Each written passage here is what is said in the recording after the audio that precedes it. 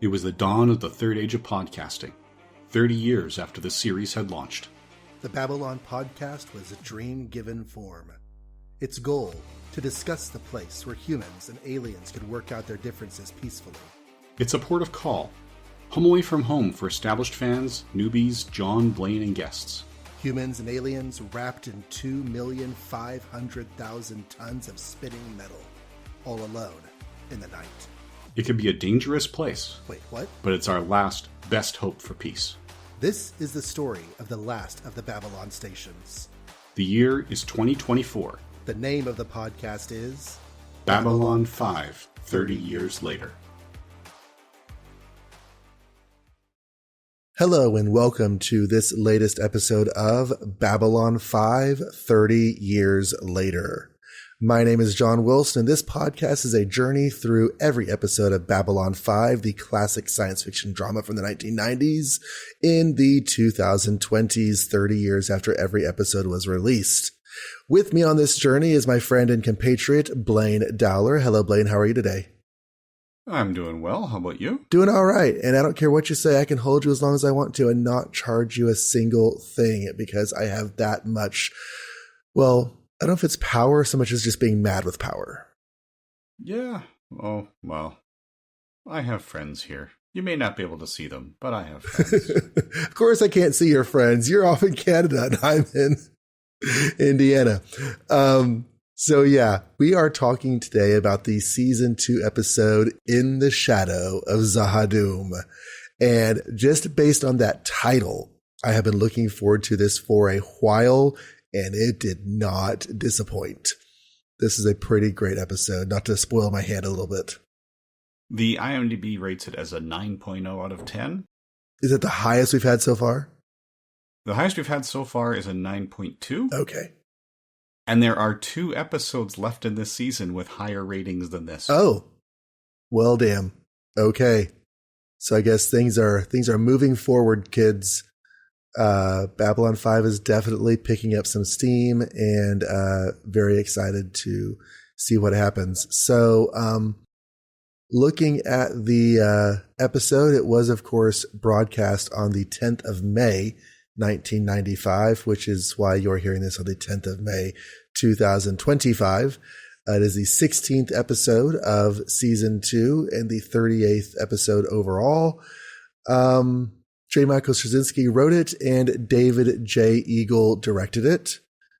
He is a name that I'm pretty sure, pretty sure we have not seen before. That's correct. He is a directorial debut here. But he does do some dozen episodes over the course of the series. Yes, Babylon 5 was actually his second director credit. He's only got 5 director credits. So this is his first episode of B5, and then he will do 4 episodes each for seasons 3, 4, and 5. He also directed 2 episodes of Sliders and a couple of short films in 2010 and 2012. And his previous directorial credits is on the CBS School Break special, which I'm trying to open, and nothing is opening up for me. So he did something on there. Yeah, he produced 6. He wrote 2. So he's working on the after-school specials. His first credit on the IMDb is actually working as an associate producer on a TV series called Between the Wars in 1978. Yeah. And the directing he'd done was on 2 Teens and a Baby and 50 Simple Things Kids Can Do to Save the Earth. Your after-school special type stuff. So yeah. So this is this is an episode that we're going to talk about right now. Okay. There's a lot of thoughts to collect when we're going through this one. We open with the return of Morden, the mysterious antagonist or just power who has been helping Londo Mollari advance in the Centauri Empire by somehow having ships brutally murder planets full of people and assault, squadrons of ships and all sorts of things. So, he is visiting Babylon 5 to give information or a message. I'm not remember exactly which, to Londo, but Londo's not there because he's not being paid to appear in this episode this week. He is off on some, mission for his people. So Veer comes to meet Morden in Londo's place. Veer has not appreciated the direction that Londo and the Centauri Empire have gone over the last half season. And he does not want to talk to Morden. He makes that very clear. He would rather actually see Morden beheaded, his head up on a pike, which we find out whenever Morden asks Veer his infamous question, "What do you want?" A question that Kosh told Sheridan never to ask. So yes, I have the exact quote on the IMDb up right now. So Mr. Morden says, "What do you want?" And Veer Cotto's response, "I'd like to live just long enough to be there when they cut off your head and stick it on a pike as a warning to the next 10 generations that some favors come with too high a price. I would look up at your lifeless eyes and wave like this." It is a little finger wave. Can you and your associates arrange this for me, Mr. Morden? It's a great bit. Great bit. It is, especially since it was a last-minute thing, because the original script had Londo in this episode, but Peter Jurasik was for some reason unavailable personally. So they had to swap it out. And boy, did it work. Yes. So Morden hands Veer a data crystal holding whatever it is that he had for Londo. That element is not important to the story at hand. We then move over to a conversation between Garibaldi and Sheridan. Sheridan is going through the effects of his late wife from the Icarus, the ship that had exploded with all hands lost. And it's been a little bit of time. He's just never gone through everything. And as Garibaldi comes in, the roster of the ship's complement is scrolling through on the screen, just, headshots of various passengers and crew members and whatever. And as they're talking about, Sheridan losing his wife, Garibaldi interrupts and says, "Hey, wait a second. I know that guy. I've seen him around recently." And Sheridan says that's impossible because everyone on that ship died. And we go over and look and see which face Garibaldi is pointing to. And it is the face of Morden. So Garibaldi has seen Morden on the station. He verifies the check-in, check-out logs and that Morden has checked onto the station and has not yet left. So Sheridan is like, we've got to get that guy. I need to find out how he's still alive whenever everyone on my wife's ship is dead. Obvious questions. How is he alive? Was he involved in the destruction? Did he cause the destruction? Or does he know anything helpful about the destruction of the ship? And also the corollary, if Morden is alive, then perhaps Anna Sheridan is alive as well. So for the rest of the episode, we are primarily concerned with Sheridan's pursuit of this information. He immediately has Morden arrested and detained under questionable legal situations because he starts grilling Morden with questions. Morden's story is that he doesn't remember anything surrounding the accident, that he was picked up on a freighter sometime later with amnesia. Took him a long time to even remember his own name, but he doesn't know what happened. He was in an EV suit outside of space when he was picked up, so he must have been doing some sort of extravehicular work on the ship whenever the accident happened or whatever it was that caused it to explode. And so he holds Morden for extended period. After 10 hours, Garibaldi's like, you can't do this. Like, we can't hold him without charging. I realize that there's, a lot going on here, but there's also the law. And as chief of security, I can't condone this. And things almost go bad between Sheridan and Garibaldi because Sheridan is not in a great state of mind. And he starts to question Garibaldi's loyalty. So Garibaldi's like, if you're going to do this, I can't be responsible. So either he is released or I resign my position as chief of security. And Sheridan doesn't reply, so Garibaldi turns in his badge and his gun. We have a scene with Dr. Franklin. Oh, a background element to this episode, not even a plot line, just an element, is that a few episodes back, we talked about how we were going to start helping funnel Narn refugees through the station to places of safety. And there have been a lot. There have been a lot of refugees, and a lot of them have been very badly wounded, and Franklin has been working on them, and a lot of them have been dying. So there has been a mental, emotional toll on Franklin during this episode, and he has been taking stimulants to cope with the long hours of working with the patients.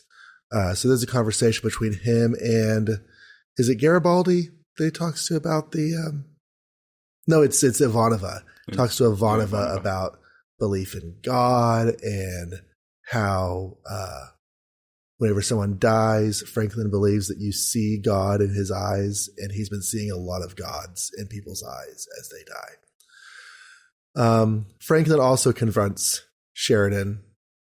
Not so much confronts as offers advice to, I can't remember the exact details of the advice, but basically that what he's doing right now is not good for him on a human level.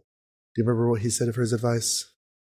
I don't remember exactly what he said, nor is the quote on the IMDb, but yes, while everyone else was taking the approach where what you're doing to Morden is against the rules, Franklin is saying what you're turning yourself into is not a good thing. Right. And Franklin's not the second person to talk to. Ivanova hears about Garibaldi resigning, so she comes after him.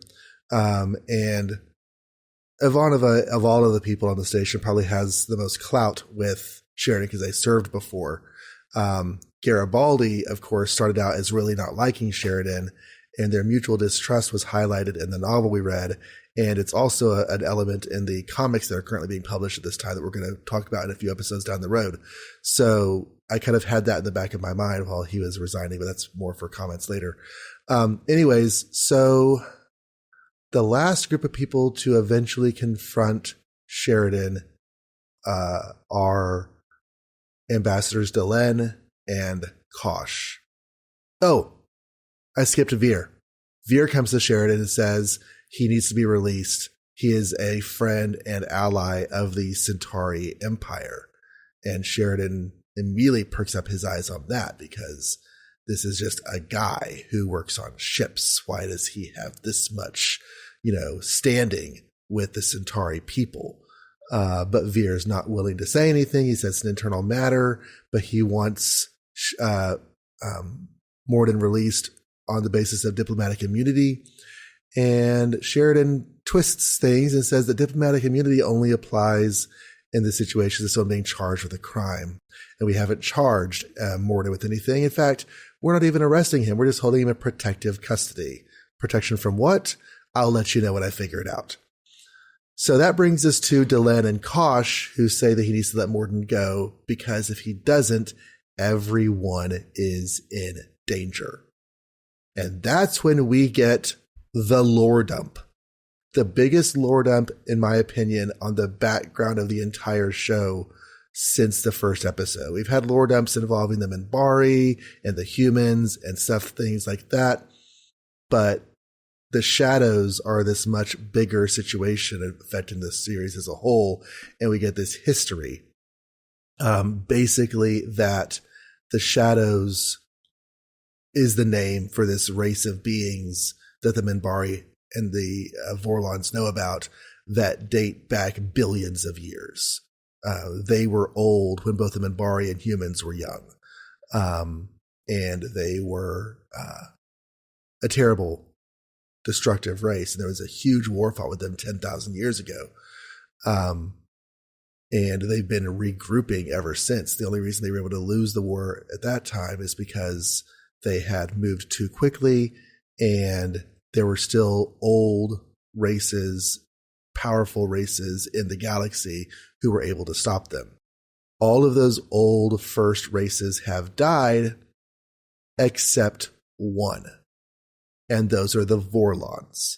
Ambassador Kosh is a member of a race that dates back to the earliest times of existence, which is why he can't leave his encounter suit, because if he does so, his very nature as an early, I forget what they call the first ones, will be... Yes, the first ones, and he will be recognized. He'll be recognized, he says, by everybody. So there must be something about his nature and existence that would be evident and communicate on a visceral level to anyone who sees him. In any case, they know that the Shadows, they believe that the Shadows do not yet know how much the Minbari understand about their existence. And so if Sheridan moves too strong on Morden, they could retaliate.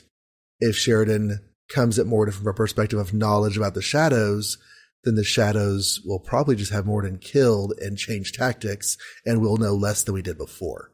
So... and they will have Morden killed by destroying the entire station. There's that too. They just destroy the station and everything else there. So someone tells Sheridan to make a decision based on... yeah, I think what you're going for, it wasn't what someone tells Sheridan. It was Sheridan recalling the story of Coventry, which was something that happened during World War II, when one historian says that the UK government was tipped off about an attack on Coventry, and Churchill had to choose to let the town get bombed. It's been disputed since. People have gone through the transcripts and found that they don't name the town. They just knew a town of about that size would be, but they didn't know which one, so we really didn't have the option to evacuate. Okay.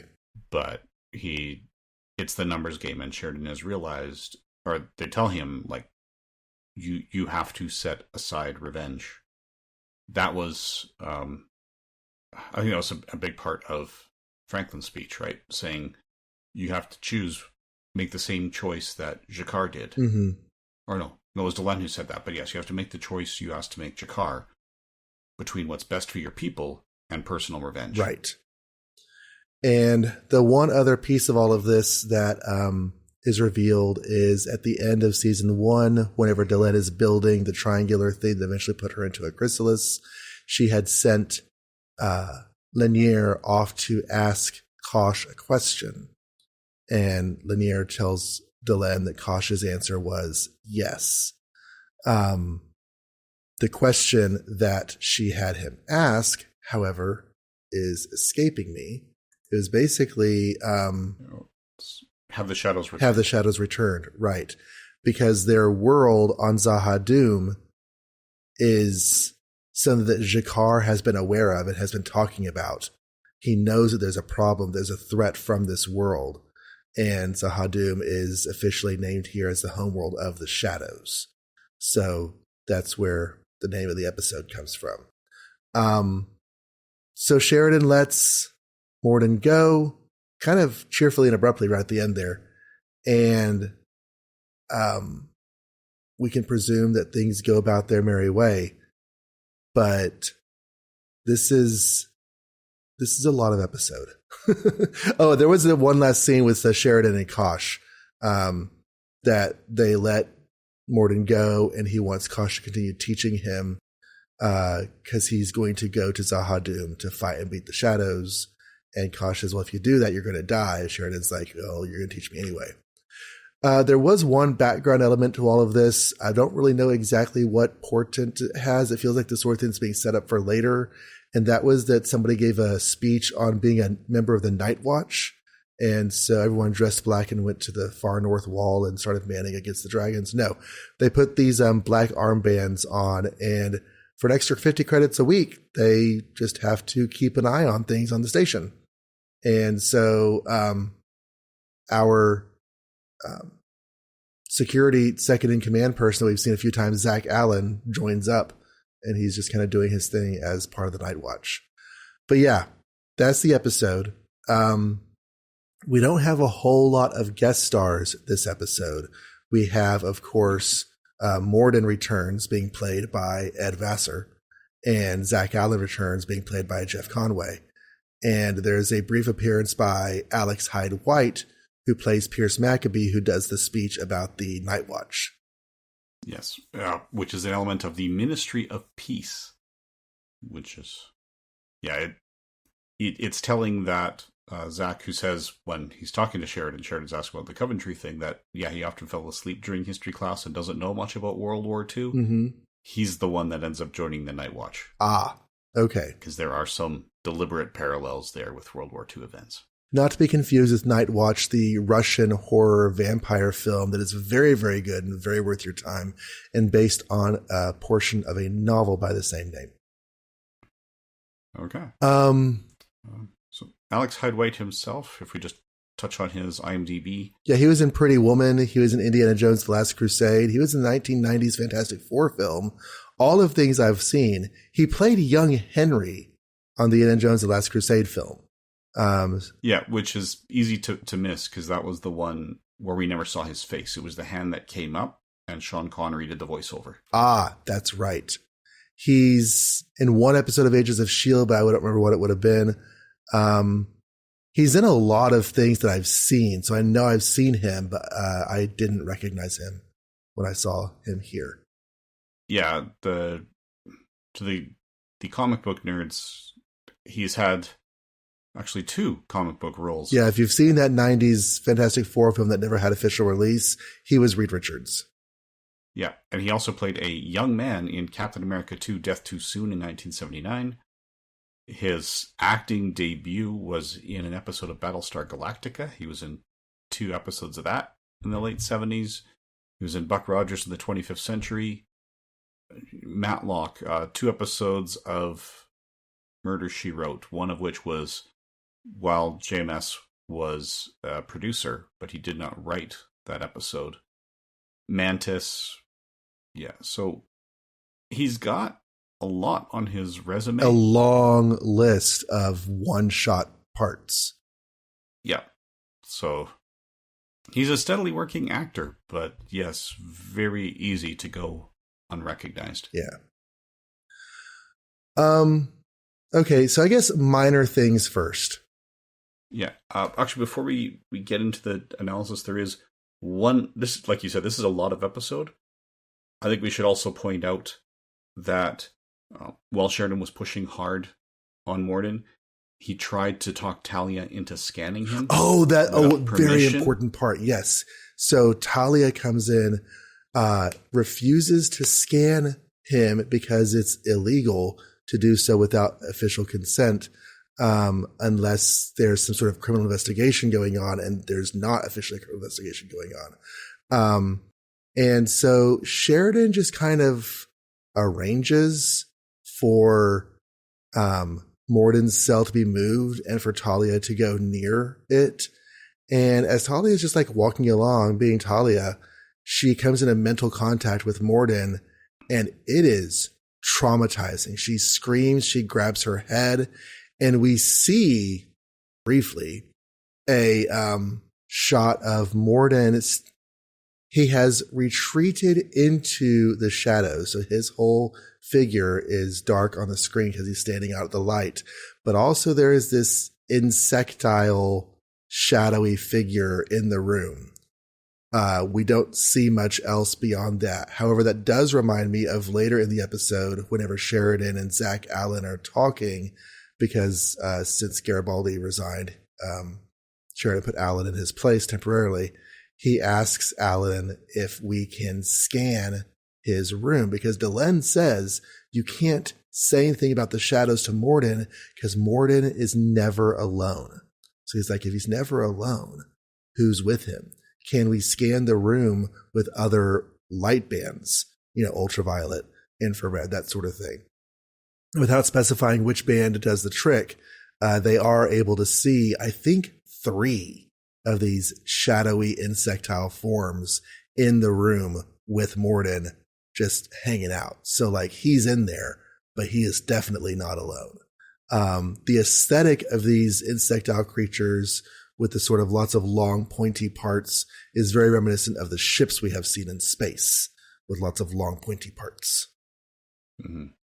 Yeah, so that's what Sheridan sees, Zach didn't actually see it because he was adjusting the monitor and it was just there briefly. Mm-hmm. So Zach has not seen that Morden's alone. And that's what convinced Sheridan that, yes, we need to let this guy go because, yes, those things are real and they're there.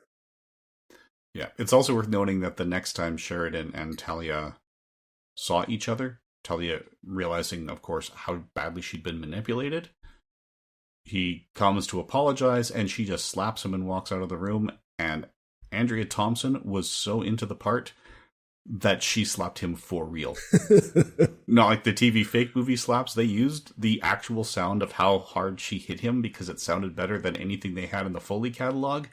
And Boxleitner's jaw was sore for days after that. Oh, fun. One cast member that we can't talk about is whom they chose for the photo of Anna Sheridan. And if that face is a face we will see again in the series, I have my suspicions, but I don't know anything, so I have not looked anything up to see who that might have been in that photo. But we do get a face for Anna Sheridan, and I'm wondering if that face we'll see again. But I believe it was the same actress that we saw earlier. Oh, that's right. We did see flashbacks. We saw message. A flashback of her. That's right. Yes, I forgot about that. Yes. I was trying to be all mysterious about the future, and it's just established already in the past. So yes, yeah. So yeah, minor things first. The Night Watch feels like I said, something just mainly setting things up for the future. It doesn't really have any bearing on the story at hand. Yeah, the existence of the Night Watch doesn't have a huge impact by the end of this episode, but it is not the last we've heard of the Night Watch. And the refugees, I feel like that resonates even with just stuff we've had in the last few years with refugees coming in from other countries and such. But it's an element of the ongoing Narn Centauri war, and it's difficult. And if you pay very, very close attention, you can see how they were managing costs with having all those Narn refugees. When you're seeing all these injured Narn come off the ship, they only had a few people in makeup and they were doing laps. So you watch closely, you can see the same Narn go by multiple times, like the Monty Python's Meaning of Life and the kids. And the Daleks in early seasons of Doctor Who.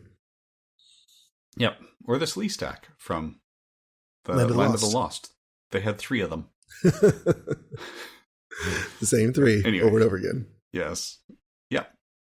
Really, the crux of this episode is twofold. Sheridan going mad with power, a la that Kids at the Hall sketch, and being fully cognizant the entire time that he is, at the minimum, walking a line and probably crossing that line.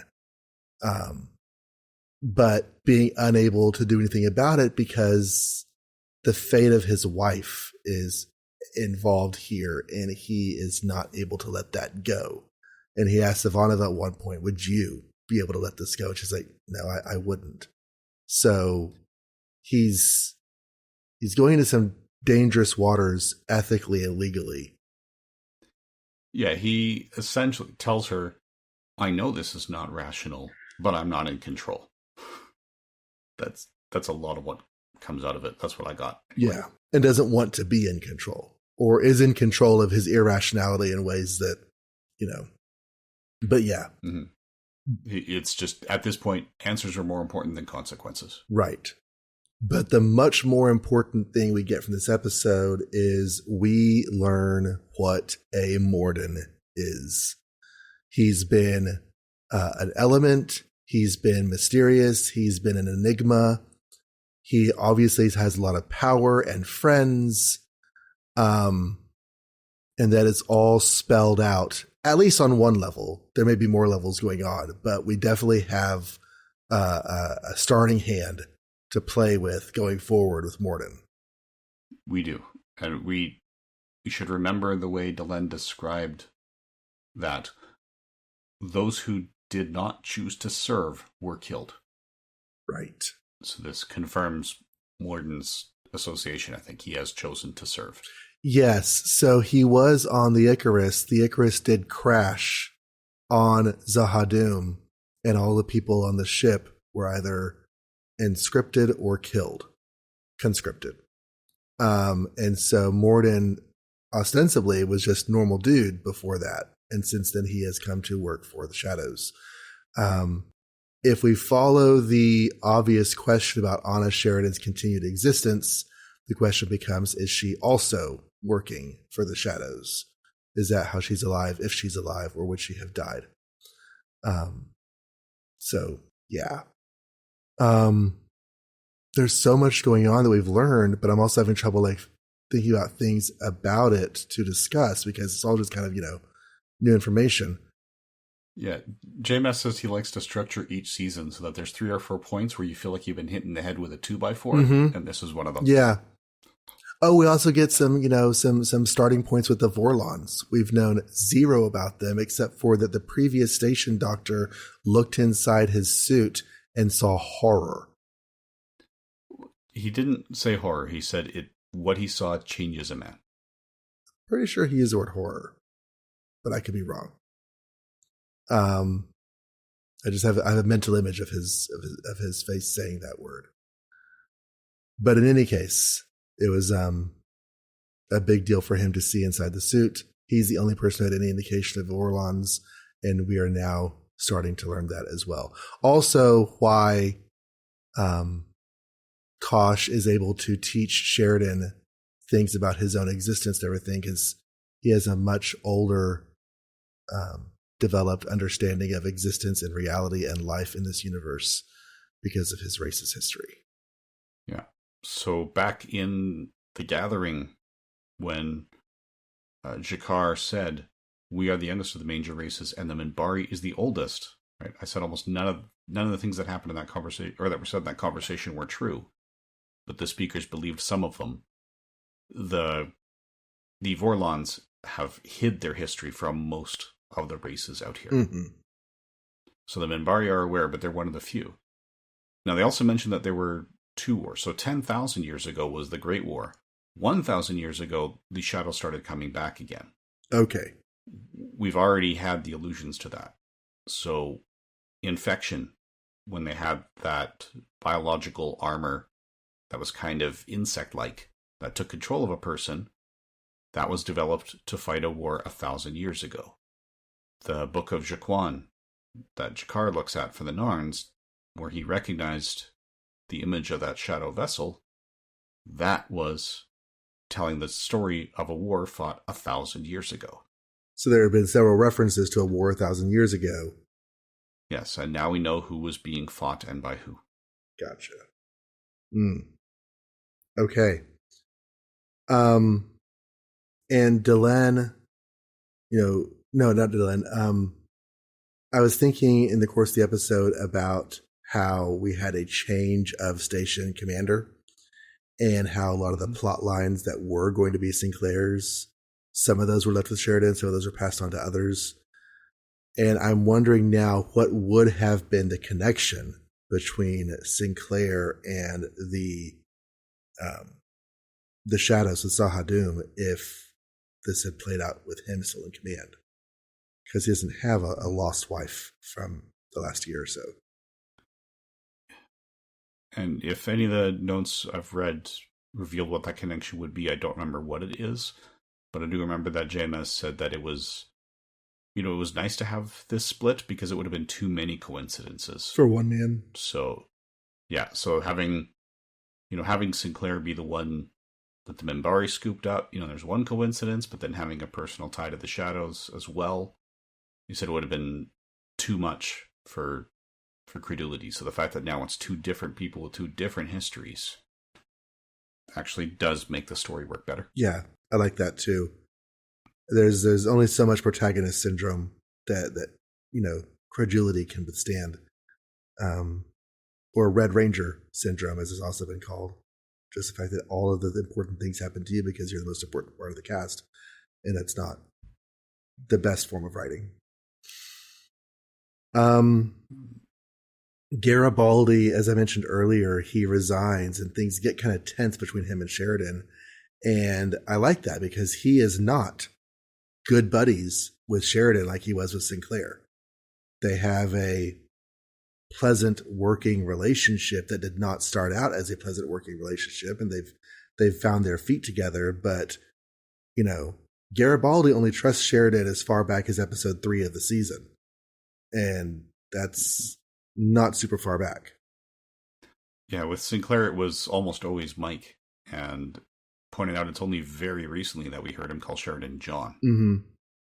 And we also missed in the recap that Sheridan does go to make amends with Garibaldi, gives him back his gun, his badge, and his link, and basically admit that, yeah, I cut him loose, you were right, I was wrong. And Garibaldi says, okay, so you'll listen to me next time, and Sheridan promises there won't be a next time. Which is good. Because, Sheridan realized all the way through this what he was doing. And so now there's the aftermath, he realizes, I need to not do that again. Mm-hmm. Especially now that he understands the stakes. He's learned about the Great War between the Shadows and the Vorlons. He's learned that war is coming again, and he may be in a position to do it. He wants to be the one to go and fight the Shadows to stop them at Zahadum, because they are ultimately responsible for Anna's fate, whatever that may be. So he now has a personal stake and realizes he cannot sacrifice his career. He needs that to do what he feels he must do. What else are you seeing on this one? Oh, so those are the main ones. Again, I love what we see of Veer. Yes, Veer is not somebody that I normally associate with the word backbone. When we first meet him in season 1, he's a very sort of grovelly, snivelly yes man, anything to please, I need you to be happy with me kind of thing. And to see him stand up to Morden in this episode, and then to a lesser extent stand up to Sheridan, was pretty great. So the developments in Londo's career and Veer's career as a result have affected him in some positive ways. Yes, especially in recent weeks, because he's now, right, he knows major things are happening. So if anything, it says a lot that Veer is standing up to Morden knowing full well who Morden is. To Veer, he's not just some random guy. He is the one who has pushed all these changes and done all this. Right. So I don't know if Veer feels confident that Morden wouldn't come after him because it would go against what they're all trying to accomplish together, but he could just as easily be wrong in that confidence, and Morden could take offense and see his way to seeing Veer veer off into death. mm-hmm. We don't see G'Kar or Londo, even though their presence is mentioned in the episode. We don't see Linier. Well, we do. We see Linier in a flashback. We don't see him in present. But Jurassic, Katsulas, and Mumi were not on set to film this week. Does an actor get paid whenever their representations from previously filmed stuff is used in an episode? I think that's a negotiable part of the contract. Okay. So I don't know if Bill Mumi got paid for this episode or not. Because there are cases where, yes, you get residuals for flashbacks, and there are cases where you don't, and I don't know how that works. What was done here. So what I do know is that one of the reasons they were impressed that Boxleitner joined the cast, they said season 1 it was great that everyone was at about the same level of fame. That's because they negotiate with a collective agreement. So everyone who appears in the opening credits gets the same pay per episode in which they appear. Oh. Which is much less than Boxleitner's normal asking rate, but he was willing to do it for this project because he saw the potential in it. And it's still one of his favorite jobs he's ever done because he felt like he was playing a life and not just a piece of it, because they have the story arcs and they go forward. So yeah, everyone, I don't know exactly what their starting pay was. It wasn't super great because there's standards for cable and syndication and whatnot. But yeah, so everyone was getting the same rate plus the same per season raise, which will be very relevant in a later season. Okay.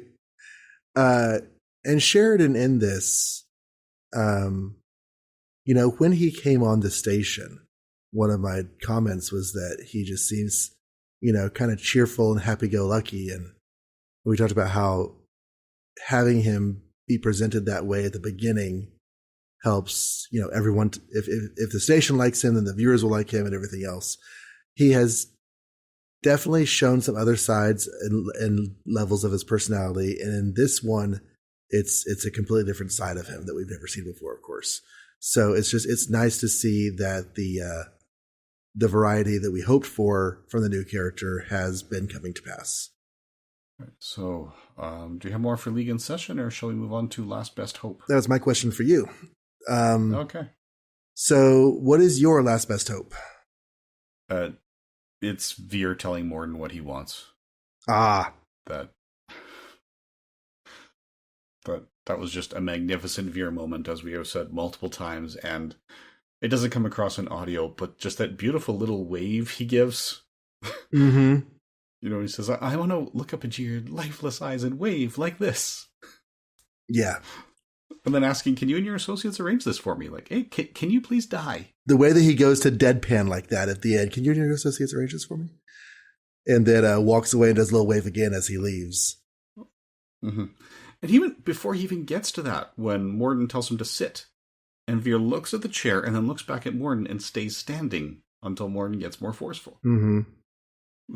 He wants to defy everything there is about Morden. It was beautiful. So yes, that is my Last Best Hope without a doubt. That was a pretty great moment. I'm going to go with the conversation between Sheridan and Ivanova, where he basically pours out his heart as far as why he is doing the things he is doing and how he cannot stop, and how no one would be able to stop in his position. I don't know if no one would be able to, but it's well stated that many would not, and Ivanova herself is not sure that she would be able to. So just, he's lost his wife, and he needs to know what happened. What did Morden have to do with it, if anything?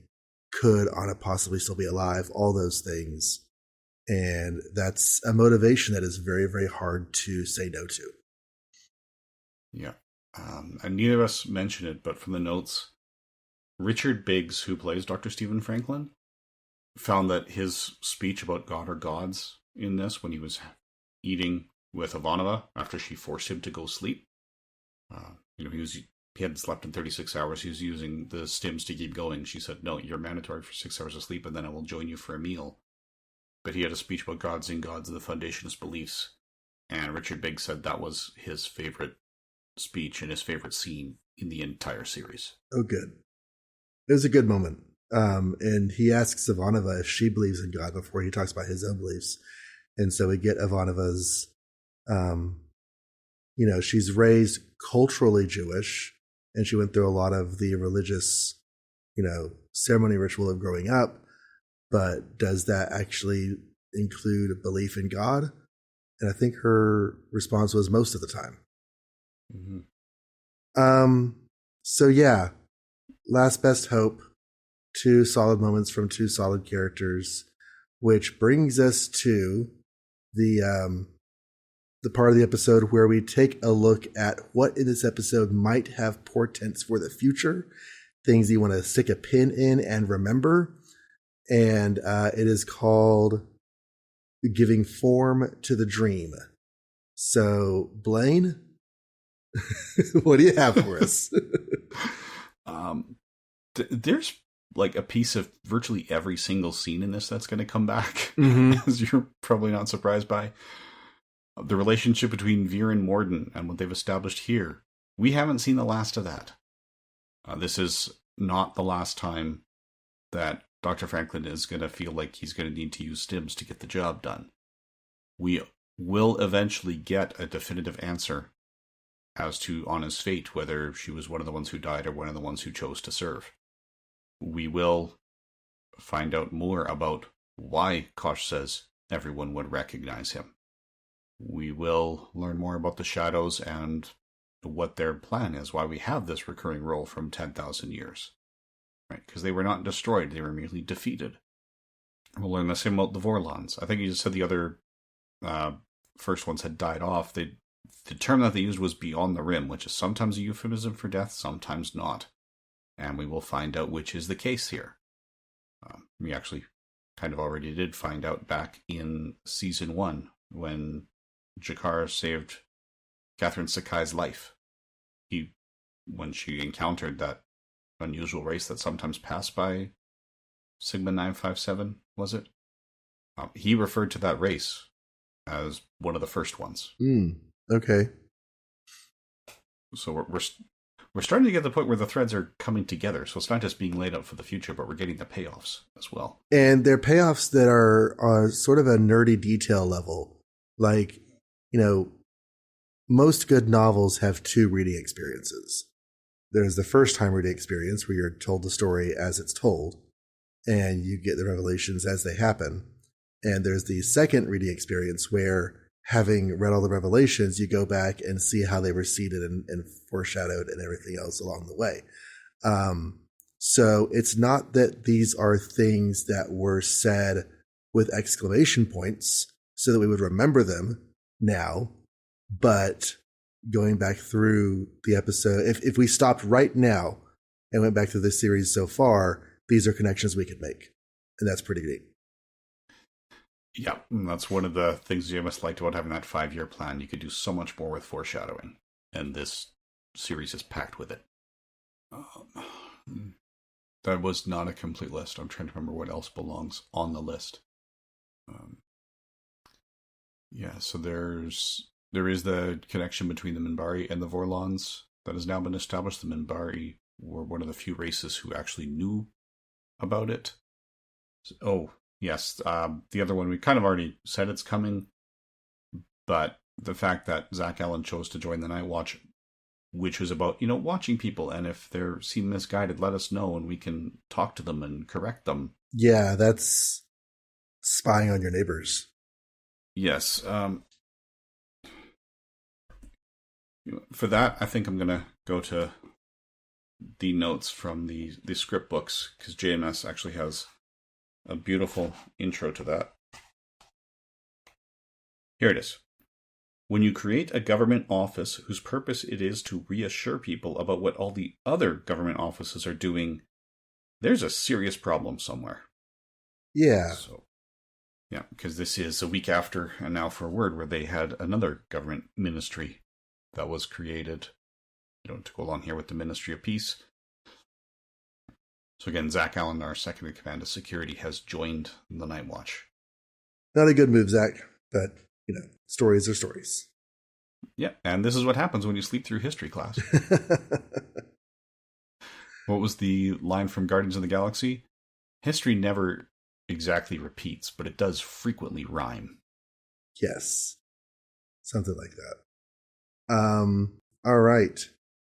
Well, if that is all of that, then I guess it's time for us to talk about next week. We have 2 more episodes in this segment of contiguous episodes before the show went on a rather extensive break. And during that rather extensive break, we would like to have a feedback episode where we respond to you, the listeners, and your thoughts on these episodes and your thoughts on our thoughts and everything in between. So you should definitely contact the show. And Blaine, what's the first way they can do that? They could do that by sending an email to babylon530yearslater@gmail.com. You can also leave comments at the websites where the show is posted, the first of which is johnreadscomics.com. There is no H in posted. The other place that you can post is bureau42.com. You can also leave reviews on your podcatcher of choice. We check Apple Podcasts as a matter of course. If you would like to leave your review somewhere else, we would love it. If you'd like us to acknowledge it and read it on the air, just let us know through one of the other venues that the review is out there. We'll go find it. And then the final place where you can regularly reach out to us is by leaving comments on the posts when the episodes are cross-posted to YouTube. So next week is Knives, which I believe features Mantis from Guardians of the Galaxy. And yeah, then Confessions and Laments, and then we're done for a while. Yes, and Knives will be the last episode that was written by Larry DiTillio.